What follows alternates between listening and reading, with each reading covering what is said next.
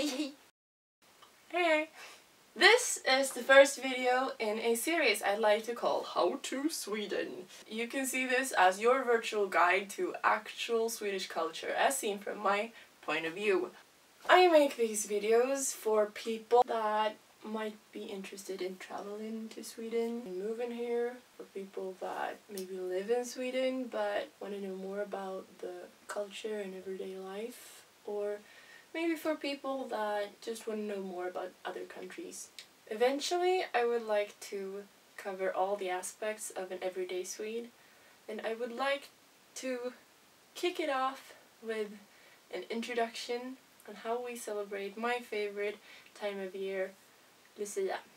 Lucia is celebrated on 13th of December and is a festival of light, which is kind of nice since Sweden and the rest of Scandinavia gets kind of dark this time of year. The most important things about Lucia is sitting down with a cup of hot beverage, eating some well-known lussebulle, some gingerbread, watching people in white gowns and candles in their hands and in their hair, sing beautiful songs and just sit back and feel the Christmas spirit taking over your soul. Lucia, as it is celebrated today in Sweden, is a mashup between different traditions from all over Europe, and the form of celebration is something that has developed over centuries. The name Lucia is the one of a saint, namely Saint Lucy, and she lived about 1,700 years ago in Sicily, where it was a crime to be a Christian, and she was born into a rich family, but already as a child she decided to give everything she could possibly give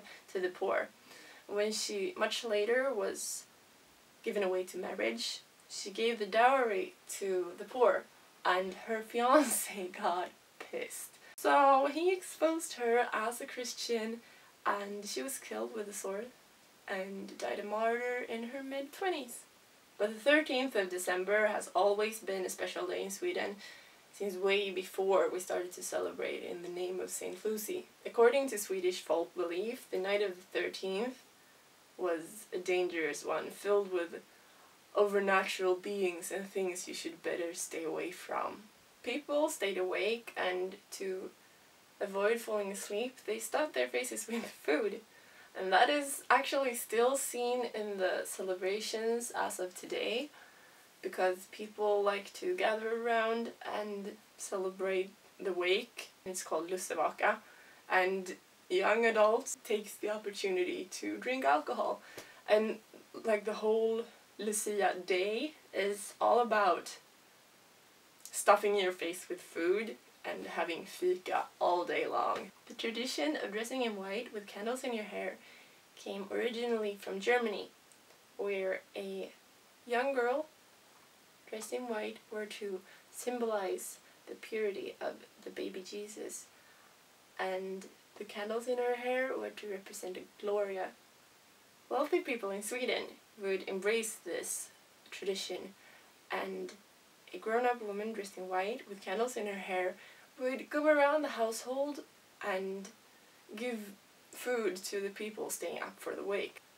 The first official Lucia tåg, celebrated in the name of Saint Lucy, was seen in 1927, and at first it was only the Lucia, and in a Lucia tåg that would be the person in the front with candles on their head and not only in their hands, and maybe one or two companions, and they would sing songs and hand out fika to people. That has over the last century developed into like big choirs even. If you want to see a Lucia tåg, you should visit schools, preschools, churches, various other places.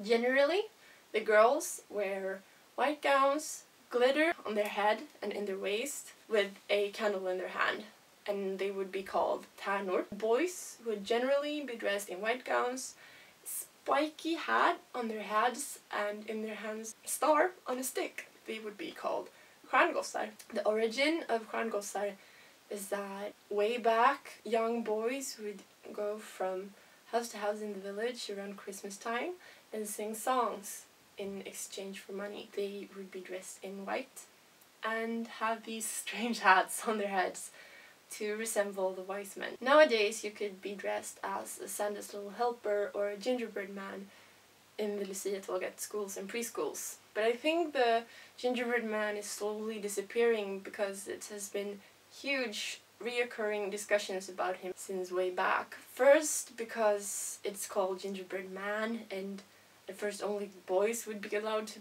dress like one, but as that changed, people realized that it might be kind of racist to dress in brown clothes and to sing about the three gingerbread men arriving from gingerbread land and be all brown because they're baked. Another thing that is brought up to discussion every year is the fact that originally only girls were allowed to be Lucia, the one with the candles on their head. People that believe in tradition generally gets kind of angry with all the people that want boys to have an equal chance to run as Lucia as girls do. And who's to be Lucia is generally decided through voting, both at schools, and you can often vote in the local paper for the local Lucia. On most preschools, all the kids are allowed to be Lucia with fake candles on their heads. That's kind of cute. I could talk about Lucia all day long, but that wouldn't benefit anyone in any way, since Lucia is best experienced first-handedly, since it's a beautiful tradition filled with light and happiness and Fika. Have you heard about Lucia before? What do you think of it?